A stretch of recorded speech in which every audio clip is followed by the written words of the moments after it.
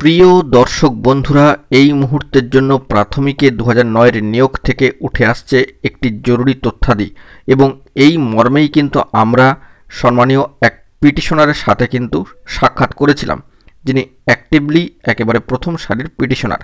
এবং সেই দিক থেকে দাঁড়িয়ে প্রাথমিকে 2009-এর নিয়োগ থেকে আজকে গুরুত্বপূর্ণ একটি মামলায় মহামান্য কলকাতা হাইকোর্টের জরুরি সংবাদ কিন্তু উঠে আসছে এবং সেই মর্মে আবার নতুন তালিকা দেওয়ার কিন্তু প্রসঙ্গ উঠে আসছে। পিটিশনার কি বার্তা দিচ্ছেন সেটাও কিন্তু সরাসরি তুলে ধরব, ভয়েস বার্তায় কিন্তু জরুরি খবর বেরিয়ে আসছে।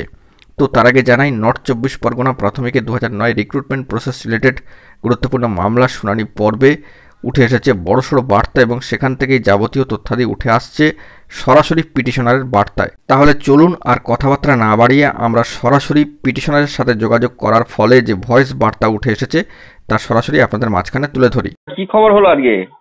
কবে ভালো খবর দিচ্ছে? হাইকোর্টে হিয়ারিংটা খুব সুন্দর হয়েছে, দারুণ হিয়ারিং। মানে ডিপিএসসি কে সরকারকে পুরো টোটাল ফুল প্যানেল একদম ওয়েবসাইটে ডাউনলোড করতে হবে বুধবারের মধ্যেই। আচ্ছা আচ্ছা। কমিশনের বিরুদ্ধে রুল জারি, হয়তো আবার বিচারপতি রাজা শেখর মান্তা কড়া ব্যবস্থা নেবে। আবার 26 তারিখ দিলাম হিয়ারিং দিয়েছে, পরের ডেট হিয়ারিংটা দেখো ভালো করে।